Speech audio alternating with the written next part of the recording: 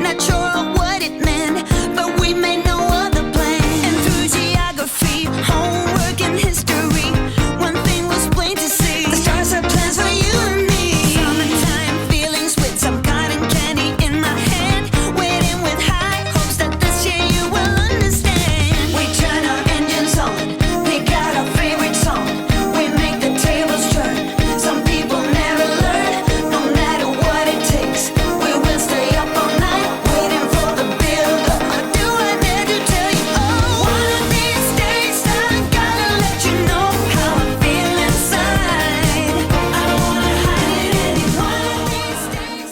I didn't really get to talk about what was going on at the game when the game was going on because it was loud and I was watching, but I wanted to kind of talk about it a little bit. Today was actually one of the most interesting one of Sadie's basketball games that we had gone to so far. A lot of it was unexpected. I was really glad that I was there. I wasn't going to go to tomorrow's games. Last year my parents took her to a lot of games just because I was home with Maggie. Paul usually works on the night before her games, and so he usually ends up sleeping during a portion of her games, and so my parents would take her to a lot of her games. After what happened today, I want to be there at most of her games, and so I will get to that. Today she had really her best game ever. Up until today, she really hadn't started to kind of wrap her mind around how the game of basketball worked, and so she was really starting to just get the pieces of shooting. She has really improved at shooting, but she was really just putting the basics together, and it was just definitely still a learning process. Today she got out there and it just seemed like in the last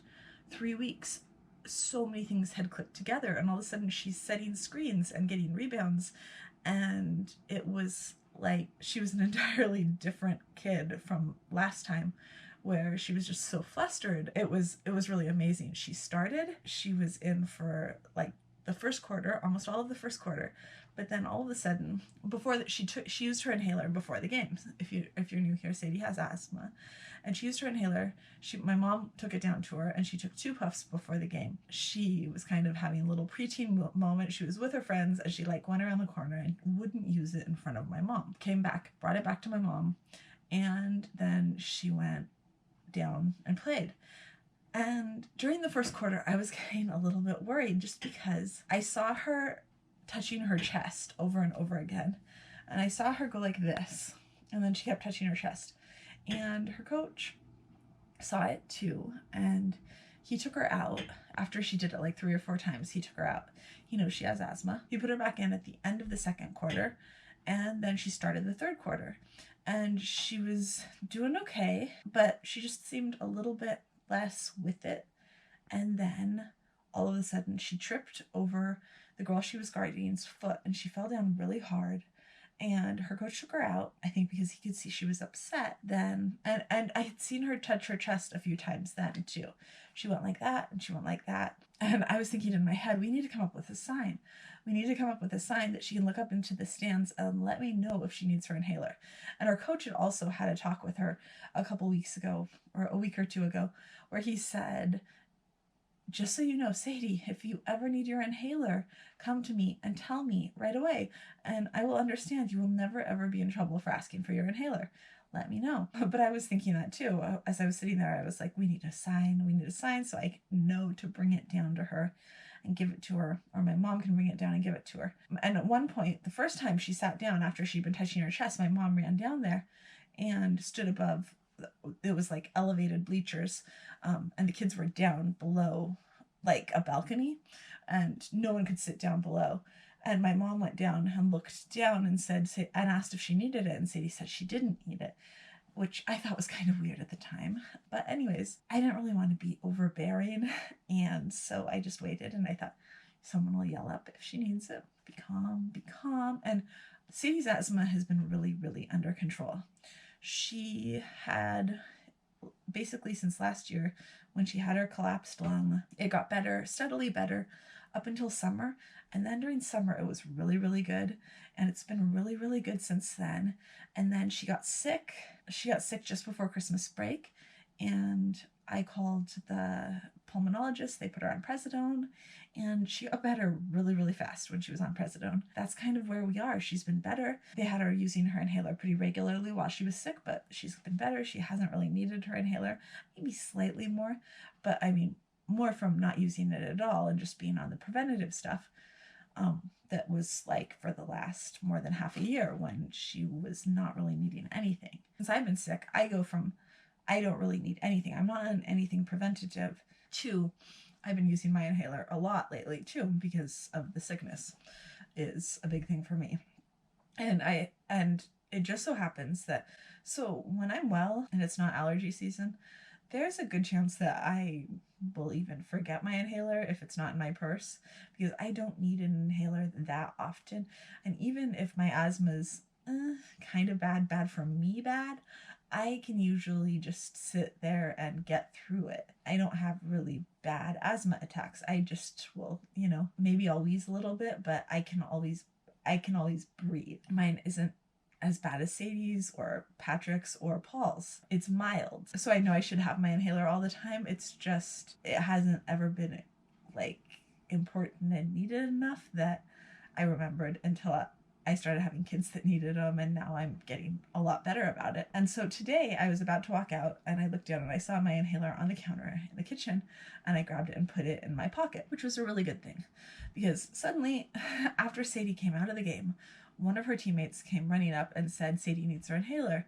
And I grabbed Sadie's inhaler, and mine was in my pocket, and I ran down there and I handed it to her, and she took 2 puffs. And when I heard them, it sounded strange to me, but it's not my inhaler, so I wasn't the one doing it, so I wasn't quite sure. And she was crying. She had tears streaming down her face, and I could tell she was really, really, really upset. Obviously, I mean, she was crying, but more than just the tears. She seemed panicked, and she said she was having a hard time breathing. I asked her after a few moments if the inhaler had helped, and she shook her head no. And I grabbed it, and because it had sounded strange, I pressed it, and it didn't go. It didn't feel right. And I pressed it again, and it still didn't feel right. Now, apparently I am not an inhaler expert like my husband is. At that point, I thought, is this thing out? I looked down at it. It said it still had 95. And I went like that 3 times. Nothing happened.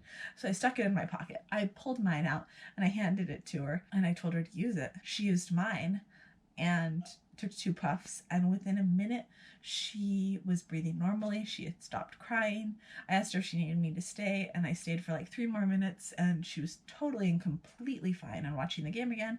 And I told her I would be back in the stands if she needed me, and I went back up. And she told her coach that she didn't want to go back out there, which, yeah, I mean, I think that was a pretty good choice, because I think we came pretty close to having to go to the hospital, mostly because that inhaler didn't work. And I think it was a matter of her inhaler didn't work, and she was getting scared just the way you would get scared, because number one, she was running around, so she was out of breath anyway, and then her inhaler didn't work, and she kept doing it, and it wasn't giving her the albuterol, and so she was getting more and more panicked, which doesn't help the situation.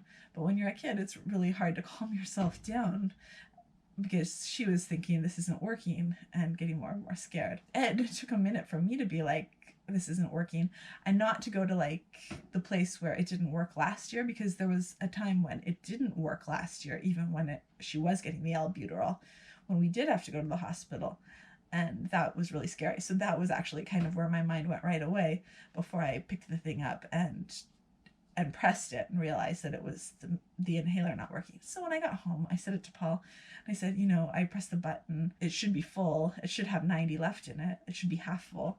And he took it and he shook it and he goes, it is full, or it isn't empty.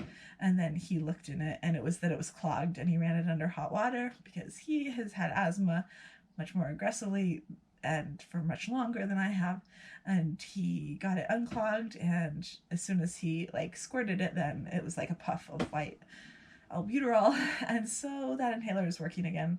But it was a little bit nerve-wracking. But tomorrow she has another game, so it is another chance, and we'll make sure that she actually gets 2 puffs of actual working albuterol before her game. And I'm also going to make sure she takes her Singular in the morning, because the doctor said that if she has problems with her asthma, she can take her Singular in the morning and not at night. And the other thing is, on Monday I'm going to call her pulmonologist, even though she has an appointment in like 2 weeks, because he said that if she started having more regular attacks, he wanted to take her off the QVAR and move her to something else, because he doesn't particularly like QVAR, even though I guess the insurance likes QVAR the most. So that's where we are right now. She had a really good game. It was amazing watching her, like when she says screams. She's the tallest girl out there, and so when she's like really into it, it's really amazing watching her play. She also got her first foul, and when I heard the ref say foul on number 5, and she like looks over and she like giggles. It's just like, Sadie. Anyways, yep. All in all, apart from that little scare, it was a good day. And I guess now I've learned something new, that inhalers can get clogged. I think that's not the first inhaler that's gotten clogged. I just didn't know that that was a thing that happened, because I don't have that much experience. Anyways, I have talked a lot right now, and so I am going to edit some videos and get ready for bed, because it's getting late. That is it for today. If you like this video, we'd love it if you'd give it a thumbs up, and if you're interested in all things autism, we'd love it if you'd hit subscribe, and I'll see you tomorrow. Bye.